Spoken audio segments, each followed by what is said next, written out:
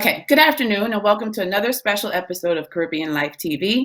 I am your host, Rose Solo, and tonight I have the pleasure of interviewing another mover and shaker within the Caribbean diaspora. He is Mr. David Mullings. He is the founder, chairman, and CEO of Blue Mahoe Capital Partners. I hope I said that right, and hopes to make it one of the first Jamaican own companies listed on the major stock market in the USA Stock Exchange. So, David, welcome to the show. Thank you so much for being here. Thank you for sharing some time with us. There is so much more I have to say about you, but I just want you to greet us first so we know everything is good. How are Thank you for you? having me. It is Blue. I'm good. Good. So on February 21st, this coming out in a few weeks, you will receive the Chancellor's Award for Excellence in Business Leadership at the annual Legacy Continue Gala hosted by the American Foundation of the University of the West Indies. So tell us a little about how it feels to be celebrated, because you're going to be celebrated along with Amanda Seals, you're the Prime Minister of Barbados. So tell us how it feels to be amongst that group of people. It is very humbling to be amongst those people. These are people who, in my opinion, are more deserving of awards than me. I, in fact, actually told them I didn't want to accept the award, and they said they spent over 3 years researching this, researching individuals, speaking to them who knew me, and it was a unanimous decision. And I said I was too young. Well, they felt that it's important for me to accept the award because it shows that what you're able to accomplish in your life and inspire people is not dependent on age. And when they put it that way, I said, okay, fine, I get what you're doing, but I do feel that it's a little bit early. I'm very humbled by that because I have this vision of what I wanted to do with my life and how long to work on that plan. And this is it's 10 years earlier than I would, to be honest. To your point, they said they did the research, so it's well deserved. It's well deserved. So let's go back in history, because you may think that it's a little bit too soon, but if you go back and look at your resume, you will possibly see what we're seeing and understand why you were selected. So just take us back in history, because I remember I grew up with my aunt and uncle in Jamaica, in St. Anne, and I remember every holiday, and I'm going straight, I skipped over, I'm going straight to this because it's my favorite piece, but I remember every holiday, you go on vacation, and my cousin and I were excited, we're going on vacation, but as soon as we came back, they always made us write an essay and a book report. And through the summer, when everyone else was on Hmm. summer break at school, everybody was summer break from school and, enjoying outside, we'd have to read a book a week and we'd have to write a book report. So summer break wasn't always, winter break wasn't. And I read something that it was similar for you, but even more intense. And I think it speaks to how parents from a very early age can instill that entrepreneurial instinct in us and cultivate our creative minds. Tell us a little bit about your experience as a child and what you had to go through with your parents. Oh no, definitely. I think parents really set the bar for how high you're going to want to excel in life. And I thought it was normal. So, born in Jamaica, went to Portland High School in Jamaica, spent a lot of time in Miami because mom was a nurse at Jackson Memorial Hospital in Miami. So I feel that I grew up between Kingston and Miami, and then I went to the university. I finished college at 19, so I started at 15 when I finished high school. But it really, when I was closer to 7 years old, what dad did and mom, they put a lavalier mic clipped onto my shirt and they would attach it to a recorder and they would have Yeah. me read Bible verses and read speeches, whether this is JFK or Martin Luther King or Michael Manley, and then play back the audio so I could listen to myself saying and then better and remove that because they felt that it was important for you to have good public speaking skills. And Yes. that's how we started. At 15, when I finished high school, dad asked me, "What do you want to be when you grow up?" And I said, "Oh, I want to be a positive role model for young around the world, and especially young males in Jamaica." Mhm. And I was like, "Oh man, I didn't expect that answer." But we know you, so it means you have a plan. So what's the plan? And I said, oh, well, I have four options to accomplish this goal. Number one, I could become a lecturer at university just like you did. And he said, Mm. oh, well, I appreciate that, but the people who need the most positive influence are the ones who drop out of high school. So remove that from Okay. your plan. What's the next one? Okay, well, I could get into politics in Jamaica and eventually try to become prime minister of Jamaica, but a better politician, a politician that focused on good policies, that didn't stand for corruption. And Right. Dad said, well, that might be doable, but to get into a position of power, we think you're going to have to basically forget all the moral and values we raise you with, and you might get Okay. a shot. So that's off Right. the table. I said, okay, what's the last two? I could become a star football player, soccer player, and use that for good. Or I could become an entrepreneur who owns a film and record label and then use that media to change what people saw and Mm-hmm. influence them that way. And so mom and dad said, well, those aren't mutually exclusive, so you can work on them at the same time. And Right. now you gave us a presentation every summer and every Christmas for a business that we can invest 10,000 US dollars in. And you need to have a 5 year projection. And so I started that, and my brother was a year younger than me, so at 15 years old, every summer, every Christmas, we had to present. And they said no for the next 5 years on the MBA program at University of Miami. And so you and there's a I know people are like when they hear it they'll say he graduated at 19. But what you understand, we go to school, the age is different.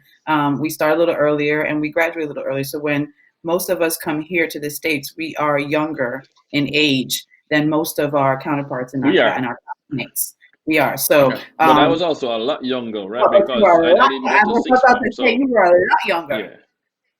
because Yeah. you So I was a graduated. year younger than most people in my class, right? So, yes, Yeah, finished fifth form at 15 instead of 16. So I had a right, year on them already because I was born in January.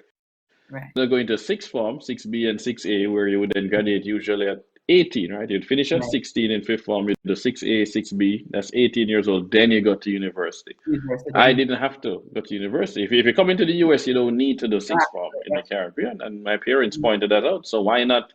We already did most of the stuff in the first and second years that Yes, you do that's in true. US universities. We do all that stuff in the Caribbean already, fourth and fifth form. Oh, Anyway, yeah, exactly. So finally, you are able to get a successful pitch, and one of your parents says, "Yes, it's there. You got it.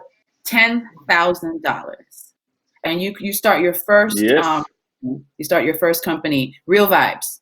That's the first one I got, Real Vibes, right? Yes, so yeah, And so yeah, tell people the about company Real is Vibes. Random Media LLC and the platform is Real Value. So, Nice. we had to come up with an idea. This is August 2001 is the start of the MBA program at university. I got a half tuition scholarship for the first year of the 2 year. I'm in the class with me. He's a year younger than me, so we're both in our MBAs together. And we had to Right. come up with a business plan to pitch in the class. And so we're pitching, well, and one hand goes up, just one question. And $9,000. And so we're excited. The professor says, "Wow, I think you're onto something." And we go home to mom and dad, make the pitch, and they say, "Oh, well, you're not going to take the money from him." It's like, "What do you mean? It's 10 grand." Like, "Oh, well, you just met him. You don't know if it's smart money. You don't know if you're aligned in values. We Yeah. will give you the $10,000 instead." And Yeah. it's like, "Oh, wait, you actually had $10,000 this whole time. All I the didn't time. know this." And they're like, "No, no, no, no, no. We're not going to give you Mm. $10,000. We're going to absorb your living costs up to $10,000. Wow. And then you're going to take part-time jobs, and the money you make from the job is going to then be put back into the Mm. business." So we stopped paying them rent. They took on the car payment, car insurance, health insurance, cell phone bill, internet. Mm. And we took part-time jobs at the movie theater, and we worked at the movie theater at nights and weekends. And obviously, I love film, so it was great to work at a movie theater. And Right, right. and that's how we got started. We took out a credit card, 12 months, 0% interest from Citibank, and we bought a bunch of the equipment we needed. So we bought a mini DV camera back in 2001 from Mhm. Sony, so we could have TV quality Yes, footage, yes. and we had to buy software.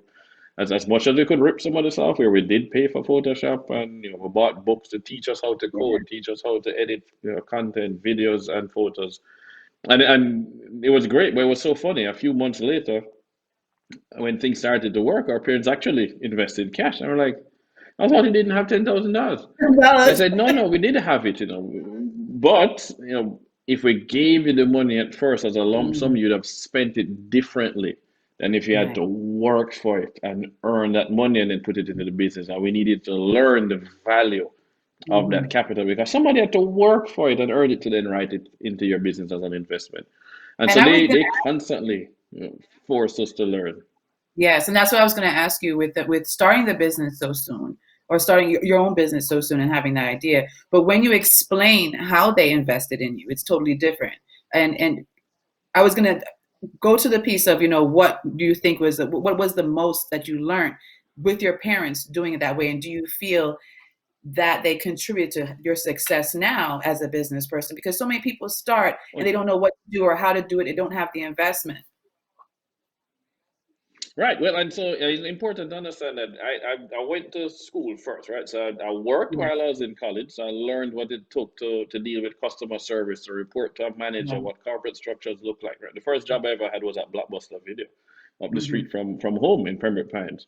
So I worked. That gave me some Familiar. discipline. It made me understand what's required. And then after graduating at 19, I went back to Jamaica. I played soccer, I played football in Jamaica, with Real Mona and their under 20 teams. I played in the second and third division in Jamaica. We were relegated while I was playing. Yeah. And I also worked though. I worked with a non-profit, BirdLife Jamaica, based at UWI for a few months, helping them do some things. And then I worked with Jamaica National Microcredit, which is now Jane Small Business Loans Limited. And I had to go Hmm. around the whole island of Jamaica, interviewing their top clients and then presenting to a board of directors. Right, this is Earl Jarrett, Oliver Clark from Wow. Jamaica Wow. Gleaner, and three reps from Mhm. USAID to say, here's how you're going to grow the business over the next 5 years. So I'm not just some person who has never worked in business, never spoke to CEOs, never done business analysis. I actually had to do that. Know I was going to launch my own business with my brother, and I was in the middle of an MBA program.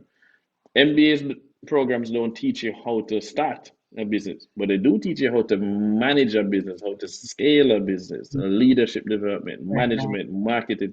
So we got to apply, yeah, literally as live guinea pigs. As we learned it in class, we applied it. As we learned the Yeah, case yeah. studies, we applied it. As we read the books, we applied it. So my parents were integral, but my professors at the same time and my classmates were also integral to what we were doing from February 2002 until we Mhm. graduated in '03. You had the perfect blueprint, let's say, for what to do, Well, how. well, But I would hope so, because yeah. well, when I turned 15, and we made that plan, and Dad said those two options focus. I then wrote out a 15-year plan, broke into blocks of 5 years, Mhm. including when I would expect to have to get married based on when I want to have children and be able to play with them like my parents could. And the Mhm. deal, though, was that whoever I got married to would have to just suck it up. Like, this is a plan, you can't change the plan. But when I turn 30, you can help me to write the 20-year plan that Gotcha. won't be as rigid. And so that's how we approach it. But you start with, where do I want to be at 30? And then you work backwards. But you need to go like just one step back, not 5 years back. If I'm here, it means this just happened, right? If I get promoted to CEO, I was here before. I was here. I was here. But we know this instinctively. And if you want to Mhm. become a lawyer, well, you know that you had to pass the bar. But in order to pass the bar, you had to go to law school. In order to get Right. into law school, you had to do Everything. undergrad and do certain classes. To get into undergrad, you had to finish high school. So we actually know how to do this on a career side. We don't apply it to our lives. And we need to Yes. change that mindset. That's very true. Very true. And I think too, I was speaking to someone the other day, is that we aren't taught all the fundamentals to see what happened in our homes. We thought was common. We thought it was something that was happening. You said it yourself, you thought it was something that was happening everywhere. And I did it myself when I realized it wasn't. I wasn't a happy camper.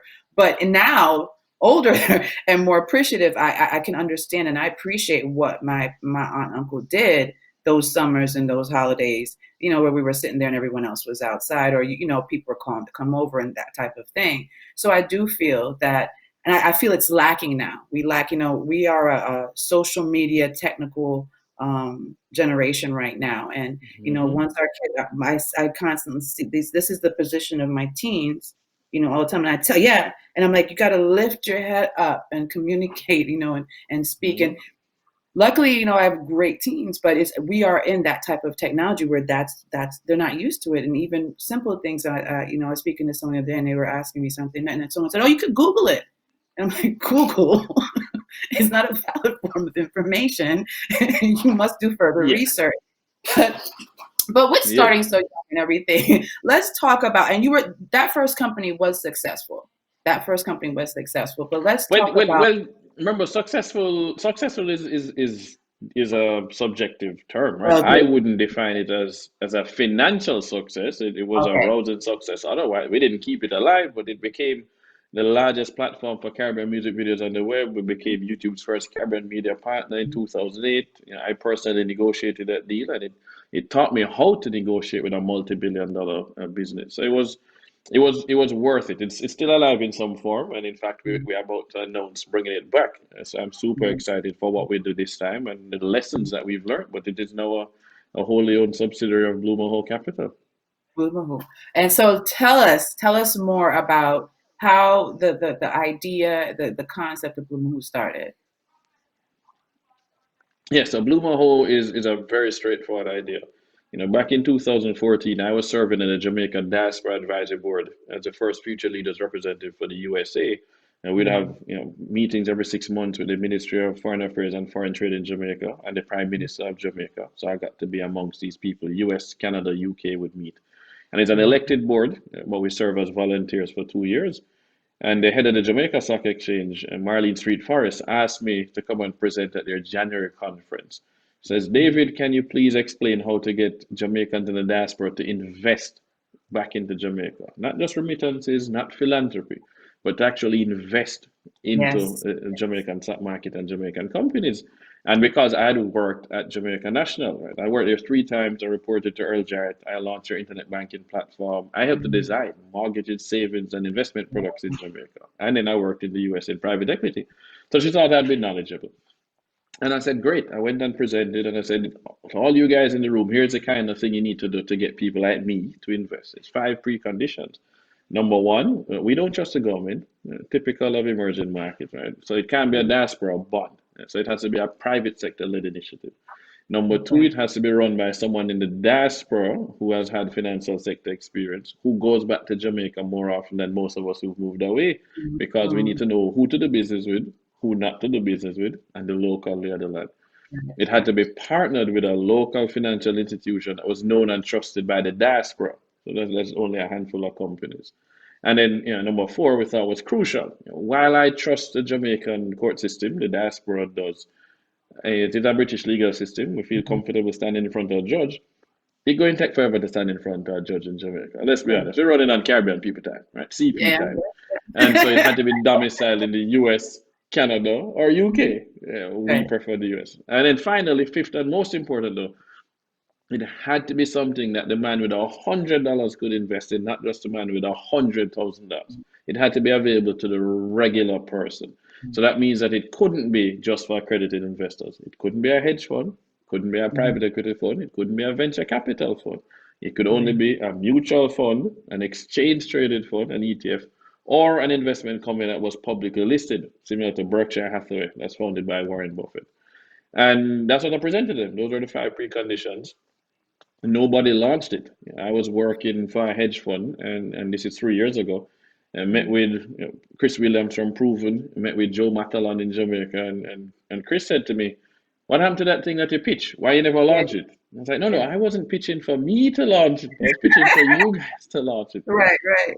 And he's like, no, but you know how to do this. You worked in private equity. You worked for a hedge fund. You worked for Jamaica National. You're part of the diaspora. We trust you. We know you. You should launch it. And of course, I assume everybody telling me to launch it was going to write me a check then. So, Right. Joe That's Matalan hard. committed to spend, yeah, Joe spent 18 months. Almost every month he met with me. His CEO met with me to help figure out what the structure would look like. And then I finally called Michael Leach in. I know Mike personally. I knew him separate, and I knew Albin Hill, his former CEO at NCB. And I called Albin to set up the meeting with Mike after 7 years. And we sat down and I laid out, for an hour, I laid out the vision. Here's the Yeah. mission, here's the values of the company, here's our investment strategy. And then we went over the legal structure. And Mike kept asking, what else do you need? What else? What else? And then he put me on to his chief financial officer in Canada to help us think through some of this as well. And then I made some phone calls. I'm a member of a family office association here in the US. So They were all excited about doing something like this because they know Jamaica, they know the Caribbean, but they never thought about investing down there, and they don't have a vehicle to do it through either. And so a number of people made some phone calls to me and put us in touch with a very large law firm and the head of their private equity business, and then put me in touch with an investment bank in New York, and it just got crazy from there. Wow, congratulations. It is an amazing story, and your next steps, or the goal is to go public. And so a couple of things Yeah, within if the yeah. good. So first let's talk about the Jamaican diaspora, because to your point, we're very I'm trying to think of a nice word for us. Patriotic. We're us. And so to your point, we don't trust certain people, certain processes and certain things. So you had your five. When you go to the community now, when you speak to the community about the company, what are the advantages? What does it give what does it do for our communities? What are you telling the people of our Jamaican diaspora? This is what my company does for us, and this is why they trust you, and you've been so successful. What's been behind your success? Because this is a success. So yeah, thank you for that one. So the most important thing is for them to understand that it takes basically 5 pieces of documents for them to open their own account to invest in Jamaica. So that's the first thing. Secondly, do you have the time and do you enjoy setting up your own portfolio and then managing the portfolio? If you're not good at investing, you shouldn't do it. It's the same way that a lawyer shouldn't defend themselves, or you shouldn't ask your barber for financial advice. Like, you need to stick to experts. This is what we're going to be doing full time. We are going to be watching the portfolio like a hawk. So you should trust us. We make it simpler. So you're going to get access to our portfolio. And then, of course, we talk about the structure. So it's a Delaware registered entity. We are regulated, so we can't just run around saying certain things or doing certain things. It's going to Right. be audited. So you get audited financial statements when we're public. It's going to be liquid. So $10, $100, if you need to get out, you can sell. You're not locked up for 5 years or 10 years or something like that, right? A VC fund, a hedge fund, a PE fund has some lockup period. So you don't have a lockup, and then our prime broker is Jamaica National Fund Managers, where I used to work for the parent company. So it's not merely me saying that we own these shares in these public companies. This is Jamaica National gives me a monthly statement, and we get a Yeah. quarterly and a yearly statement. And you can go and check the Registrar General in Jamaica. You can look at the JCSD, Jamaica Central Securities Depository. If I say I own shares in X company, you could get the register of all the shareholders, and you can see us, Blue Mahoe Capital Partners Inc., right in there as a owner. So trust is going to be the most important thing. We have to avoid the Bernie Madoff issue. That's just realistic. We have to do that. That has happened too much, Yeah. and it's unfortunate that I have to deal with that. But that's the space that I play in is financial services, and Mhm. hard-earned money is hard-earned. They want to protect it, Yeah. and so it's not enough to simply get easier access to Jamaica or easier access to the same things that the wealthy people invest in. Uh, Retail investors have extra concerns. They can't afford to lose $5,000 or $10,000. That hurt them. An accredited investor can afford to lose probably $100,000 and they can bounce back. And that's why they're the angel investors in the first round of Facebook and Lyft and Amazon. But one of the things we also committed to people though was, with the quarterly investor sessions for all our investors, and then we have an annual one that's coming up later this month. And it's not just me giving you some reports. We then leave time for you to ask me questions about why we bought these companies, where we see them going, how we built this portfolio, because now you get to learn about investing as well. There's financial literacy that gets added. So you're not just a shareholder, just an investor. You actually get to basically go to school. What would you say would, You're getting because paid to go to school. right, right. And I spoke with someone once where she wrote a book regarding um, financial education for youth. She started toddlers, 5 years old. So when it comes to investment, two questions: what in your opinion is the youngest that a person can invest and be knowledgeable and start understanding the process? Because my 6 year old is a little smarter than can. Are you smarter than a fifth grader? Is no. Are you smarter than a 6 year old in my home? But and also, what is the minimum amount that someone could invest? Because think about right now in the pandemic, we're home. A lot of us, here, especially in the U.S., a lot of people have lost their jobs. Some people did receive, stimulus and were able. Some used it, well, and were able to invest and make improvements. But for those who don't have it, and for those who say, I want to be able to invest, but I can't afford more than 50 to 100. What sense does that make to do that? Why should I even bother? I don't know what I'm doing. What do you say to those people? Right. Well, so yeah, there's three questions. So we'll go through each of them. So Sorry, the three. first one is, let's start with the last one first, right? So Yeah. in terms of what do you say to those people? And the first thing is investing is very personal. So you need to have a goal. What are you investing for? Is it for retirement? Is it to buy a house? Is it for a vacation? Is it for income because you're already retired? That then forces you to have to invest differently, right? Your Right. age matters, your income matters. But the most important thing is that before you can talk about investing, investing is risky. You need to do the less risky stuff. You need to increase your earning power, right? You should invest in yourself so you can earn more money so that you can then invest. So do you have an emergency savings account or are you only going to have an investment account? Because the investment account can go to zero. You need to get some emergency savings in place, right? Do you have high interest debt at 13% on the credit card? You need to pay that off so that you can then invest. Right? So Right. you need to have a financially balanced life before you can take risk. And that's what I would say to people. The Okay. second one is if you already have those things and you have that extra 50 or $100, no amount is too small. What you need to do is start building healthy financial habits. So set it on auto invest every single month. I don't care if it's $20. Mhm. Have the $20 automatically come out of your paycheck and go in and buy something. Right? There's no reason to not do that. Yeah. In terms of the age now and the smallest amount, they've totally completely changed the markets in the United States. And as we've seen over the last few weeks, you can buy fractional shares. So you might want to buy, Google. You don't have $2,000 or $500 or whatever it is trading at today. But you could put in $20 and get a fraction of shares. You can do that. I use a Stash app, Stash, and that's what I use with my kids. And you can buy fractional shares in there, or you can buy an ETF, or that is tracking either an index or is tracking, the tech companies. So I would say you buy an ETF that gives you access to a basket of really good companies. More Mhm. importantly, the age. I remember I was at a family office association event. My friend was presenting. She's a former chief investment officer for the Rockefeller family. And she Wow. says that the Rockefeller started at 6 years old to teach their kids about money. And so when my son was 5.5, he lost his first tooth, our oldest Luke. And so we took all the tooth fairy money and then allowed him to open a stash account, $55, and start Yeah. investing. And I never forgot he was in the car with my mother-in-law, and we're in the front, he's in the back, and she says, "Hey, Luke, so you lost your tooth. Did you get any money from the tooth fairy?" Yes, grandma. Yes, grandma. $55. Yeah. And so she says, "What did you spend the money on?" And he's like, "I didn't spend it, grandma." And she looks at Nice. me as like, "Luke, tell grandma what interest rate would you get in a savings account right now?" Less than one Nice. percent, daddy. Less than 1%. Okay, Luke, what did you do with the money? Oh, I roll with Buffett. I bought Berkshire. And then he asked me, Daddy, how much am I up? Right? This is three months after he's lost the tooth.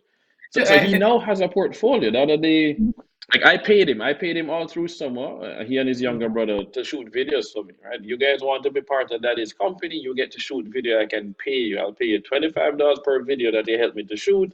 They run the Nice. camera. They set up the mic. They do the lights. Then they get paid. They get paid Yes. into their stash account and they get to open the app and then move the money over and then buy stuff. And Money, they build their money. own portfolios. So I asked Luke, I was like, you get to choose what to buy. He's like, oh, I don't know what to choose. And I was like, well, think about companies you already spend money with or the family spends money with. Mhm. You want to get dividends from them. Let's get back some of that money. Yes. And I was like, all right, well, what do you watch TV? And he's like, oh, we have Netflix and we have Disney Plus. I want to buy Netflix and I want to buy Disney. And we live by Disney World. We have annual Mhm. passes. I want Disney. My name is Luke. We love Star Wars. Disney bought Star Wars. So he bought Disney, he bought Netflix. I was like, what Wow. else? And he's like, man, all these Amazon boxes keep coming in the house. I want to buy Amazon. Oh, we all have And how old Macs is and he at iPhones this and point, iPads. You know David? what? What? Oh, he's How now old is 9. He just turned 9 a he? month Okay. ago. Wow. So yeah, and so that's what he was doing. He bought Apple because we own iPads and iMacs. He's convinced more people have them. He sees them, so he buys that. He saw we have a Microsoft Xbox. Everybody in the school got a Dell laptop when COVID hit. He's like, oh, and it all uses Windows and it's made by Microsoft. So I Mhm. should buy Microsoft. Mhm. So he built this little portfolio that was amazing. And then at the Wow. end of the year, right, on January 3rd, I actually had them go over their portfolio performance for both of them. Luke and Liam got to look at their portfolio and see how Mhm. well it did. And I built my own little portfolio against them with the same money to compare Daddy's portfolio. So that I Wow. could explain to them that they bought every month with a dollar cost averaging. I want to teach them that you need to buy consistently. Don't buy once and sit on it. Yeah. And what was the difference in my performance versus them? Because I bought more of certain companies earlier. So I bought Disney. When he bought one share, I bought like three. Yeah. So my performance ends up being, so much higher than his from a return. But yeah, they were above 33% each on their portfolio for the year. And they love it. They love talking to me about this stuff now. And that's a good thing. I think that, and those are the conversations. That's what we need to start cultivating and manifesting more in our communities. Yeah, Um, so yeah. with your company and the conversation of the company possibly going public, how does that benefit the Caribbean, the Jamaican diaspora um, in general, on a whole? If your So company, yeah, well, it's important to understand that we all want to own pieces of these companies that we are shopping with up here. We help, literally, let's be honest, we are the largest market for these companies. You should own a piece of those companies then. Now, we can actually provide cheaper access to capital, right? We agreed to purchase 40% of a private microfinance company in Jamaica, mainly because we have access to cheaper capital here in the US. So instead of somebody paying 15% or 20% as a small business for a loan in Jamaica, imagine if we can lend them the money at 8%, single digit rates in Jamaica. That gives us a competitive advantage. We still are making money, but we in the diaspora are now directly contributing to economic growth in Jamaica because that difference in interest rate, that spread allows them to hire more people, trade more people, do more R&D, yeah, expand business. yeah, We can actually do that and we get to earn from it. So that we think makes a lot of sense. But the dashboard itself also presents a new marketing opportunity. We're going to talk about our portfolio. We're going to look for, hey, this new public supermarket just opened up in a man. Let me make sure Grace Kennedy products in here. I yeah, mean, we are yeah, going to make sure that as a part owner of the business is going to make some extra money. yeah. That's great. And that's exactly what we should be doing. Is do What would good you and do well. Right, right. And what would you say to people who say, we have a lot, with we're in the US and there's all type of challenges and we also what happened in January at the Capitol and the conversation continues. It's not a new conversation as some people always think. Every time something happens, it's a, oh my gosh, I can't believe it happens. It's what has always been happening. You just Hmm. sometimes don't pay Hmm. attention. So with that happening, and it's always, support Black business and support Black business and support Black business. You made a good point when you were talking about speaking to your son about investing and giving and taking some back if from the companies that you've invested in that you have bought. We go to Disney, I wear Nikes, I do this, and it's sort of like I said before, just changing the narrative and becoming more financially aware of what you can do. It's not about just supporting Black business. You can continue to support the business that you choose to, but when it comes time for you to invest, what are you investing in? You're already investing in them and giving and giving and giving in regards to, I want new shoes, I want new clothes. But when it comes to your financial stability and your financial security, how are you benefiting from it in that way? And I think that sort of changes the narrative from invest in Black business to, how do I change the narrative and invest in what I have Yeah. already invested in, or Yeah. replenish Take some of what ownership, I've right? given. We don't talk enough about ownership. Like, I'm not here Mhm. to tell me buy black, like, or buy Jamaican. I'll be honest, I'm not going to buy high quality. That's what I'm Yes, going to buy.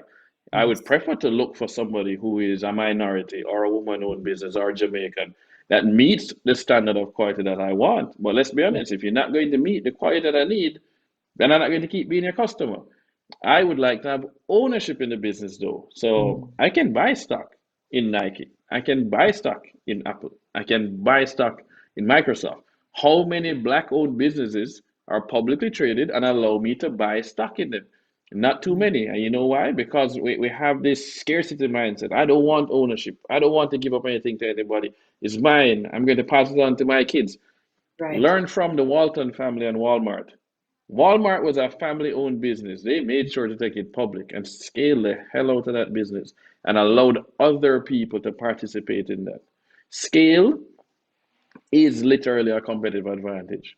For some reason, we don't want to do that. Right? So Mhm. when I look at the fact that Bahama Breeze exists and it's not Caribbean people that own it and it's not using any Yes. Jamaican jerk sauce on that jerk chicken, that's a problem. But we have so many mom and pop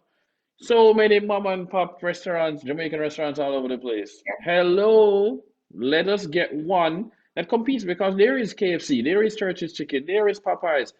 Where is the Caribbean version of that? Why aren't we competing with Bahama Breeze? And that's just a simple example. Yeah. We need to think bigger, which means that we need to allow outside ownership into it. So Dad always taught me this when I was young. Dad said 10% of $1 million is better than 100% of zero. Yeah. For real.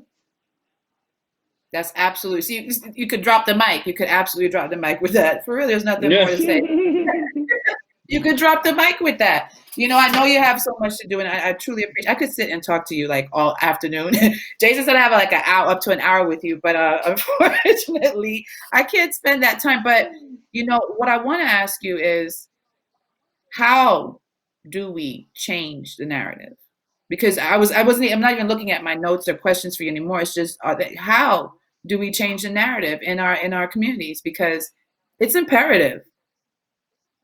Right.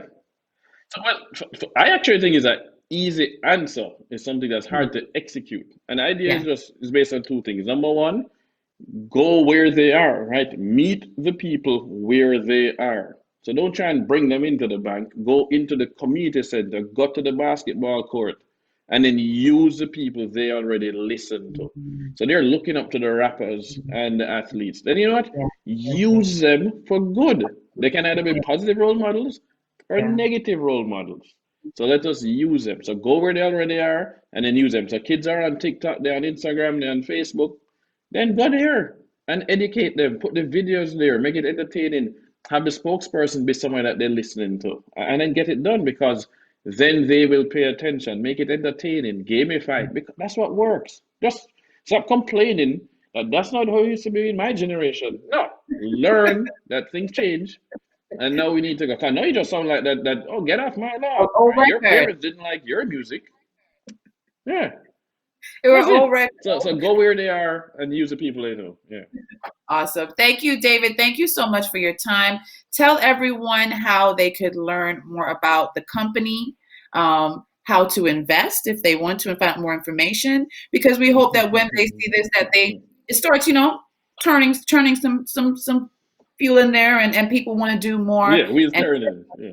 yeah, we'll start turning. Right, right, right. Well, right. So we're not public as yet, so you can't buy the stock. You have to wait for the IPO, which ideally is later this year. You can go to bluemahoecapital.com, Mahoe, that's Jamaica's national tree. Bluemahoecapital.com. You can email us at info@bluemahoecapital.com. We're on Instagram, Facebook, LinkedIn, Twitter, YouTube, and you can find us really easily. And we're looking forward to doing a virtual roadshow where we can do financial literacy. And we are looking to be very philanthropic. We believe in leading with philanthropy. So we are looking for nonprofits to support that are doing work in the US amongst minority communities and back in the Caribbean as well, not just Jamaica. So reach out to us. Awesome. Thank you. We will. We definitely will. Everyone, that is David Mullings. He is the CEO, chairman, and founder of Blue Mahoe, and he is the recipient of the Chancellor's Award for Excellence in Business Leadership. Congratulations. Thank you so much for giving us some nuggets and sharing all that knowledge with us in this short period of time. We can probably break this up and do workshops on each pop segment and get it to the community. I'm happy to do that. Happy to do that. Awesome. Thank you so much. Thank you, David. Thank you, everyone, for tuning into Caribbean Life TV, this special edition. This is your girl, Rose Solo, and as always, live bold.